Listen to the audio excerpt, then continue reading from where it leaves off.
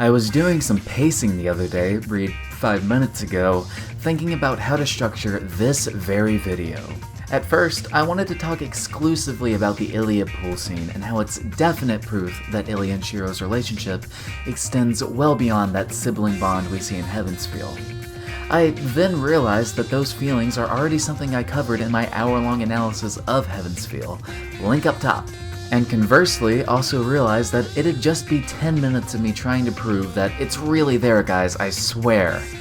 Which I think it is, but we'll get to that in due time. So then I broadened my horizons and started thinking about why I had that train of thought in the first place. Chasing down that train led me to the question of, why did I value that relationship so highly? I have a clear answer for that, and will share in due time. But first, let's look at how Hollow handled the relationships of the other heroines, just to get a clearer idea of the picture. By the end of the Fate route, Shiro and Saber were more or less on equal terms and reconciled their own grievances with one another. To shill myself again for a sec, it's most akin to the relationship presented in the Arcwade route of Tsukihime, wherein the two start on opposite sides and end up in the middle, not as a compromise but through development. Question: where do you go from Saber saying "I love you" to Shiro? Hollow presents us with the answer of Shiro being a housewife, while Saber is still his sword, ready to stand by and protect him at any time. Though now that they are allotted that brief time of levity far more often, the two are clearly more open and actively rely on one another's strengths, as opposed to trying to brave the storm on their own. By comparison, Rin and Shiro's relationship went from Rin teaching Shiro everything about magic and relying on him as a tool in UBW, to what is essentially just a standard relationship. There's no other way to describe it. Due to their personalities, things are naturally awkward on both sides, but it's that lame, classic high school romance where both are afraid to make advances. In Hollow, that's progressed to where they can now talk, if awkwardly, about anything. Beginners being the name of the H-scene is fitting, honestly. Moving on to Sakura, while my grievances with how that relationship was handled in Heavensfeel proper still apply, seeing her take pride in herself far more often, and actively using any means to gain Shiro's affection in a non-violent way, is a nice, heartwarming departure from her meek but at the same time murderous depiction in Stay Night. Also, side note, this CG and scene with Sakura in the dress is so cute. Now, to end the generalizations and actually dive into something, what did those three examples have in common? It was a natural progression from their relationships in Stay Night, and Illya continues along the same lines. Now, the question could be posited, where do you go from Heavensfeel? And, a valid question, but like I brought up earlier, if you've seen that Illya analysis of mine, you'll recall that around the middle of the route, Illya was caught up in her own conflicting feelings for Shiro before diving into that sibling dynamic full stop. Those feelings, with a bit of route tweaking, would have been expanded upon and reciprocated in an Illya route, obligatory coping time. To illustrate that I'm not speaking in non-stop coping, however, let's look at a few scenes in Hollow that continue the progression I was talking about. First is Airi's storehouse, or as I like to call it, the scene that made me into the Illya enthusiast I am today. It starts with Illya and Shiro talking about wine cellars. She brings up that the Einsburn brew alcohol for practical purposes, and though Illya's castle in Fuyuki does have a wine cellar, it's never been used.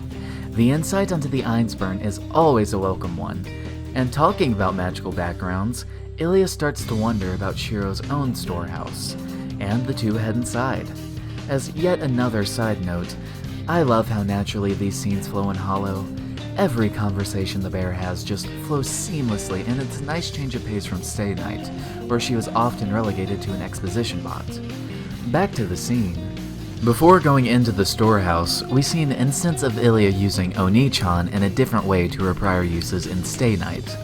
While there, she largely used it as a shield to hide what she really felt, in a world that's post-Grail War and reconciliation, she uses it as a sword instead. She pries on Shiro's either weakness for her having the appearance of a little girl, or as the dialogue clearly shows, his long-dormant sister complex. He wouldn't be able to deny the request no matter how naughty it might be. Man, my MC. Anyhow, with Illya using Onii-chan in this fashion throughout Hollow, it's easy to gather that their relationship has developed well past the need for any kind of front. The events also demonstrate a really nice give and take between the two. Illya talks about the Einsburn, so Shiro talks about his storehouse and how Fujine keeps putting stuff in there that'll never be used. Illya talks about applications for magic and if anything big happened in the storeroom, and Shiro brings up his own nightly routine and saber summoning. After that follows the most sensual dialogue since Illya woke him in Stay Night. As she's not satisfied with Ren's laissez-faire mentality towards teaching him, Illya decides to make him hers. He'll be her most prized possession, the only toy she'll play with, and her favorite dessert. That line in particular hints to some of the more smutty elements that again would have been present in the Illya route, and I'm all here for it, baby. Back to the point, Shiro sees that this is a repeat of the Fate route and quickly regains himself, though the thought of giving in to her words of temptation certainly did cross his mind. But instead he turns the question on top of her, asking her, "If you like me, won't you be mine?" Leading to something we unfortunately didn't see more of in Stay Night. Shiro defying expectation, making Illya embarrassed and flustered. It's really cute to see her ideas of grandeur being reduced to a temper tantrum, and it's a nice role reversal between the two. Shiro teasing her about it being 10 years too early might seem to add to the Illya's a manipulative Emoto stereotype, but as always, the context is what makes the scene. Compare this scene to one she has with Angra later on, recognizing him and even consoling him a bit. It's just like she did for Shiro proper in Heavensfeel, being an outlet for him and Shiro being one for her right back. This is just the natural extension of that relationship. No longer tied down by serious topics, they're free to act like idiots to their heart's content. Illya had the act of the innocent Emoto on at all times when not acting as a master in the Fate route, and while there's certainly more to her character beyond that, as I've discussed at length, that doesn't mean she still doesn't enjoy acting like that. See, Illya is her calmest around Shiro, her most natural. As Hollow seemingly takes place after every route, Ilya's route included mind you, we can gather that she and him have long since broken down those barriers.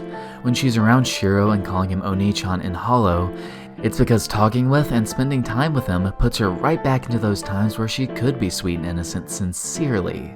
It's a fine line between it being an act and legitimate, but as Hollow clearly demonstrates, Illya's just being herself, more so than ever.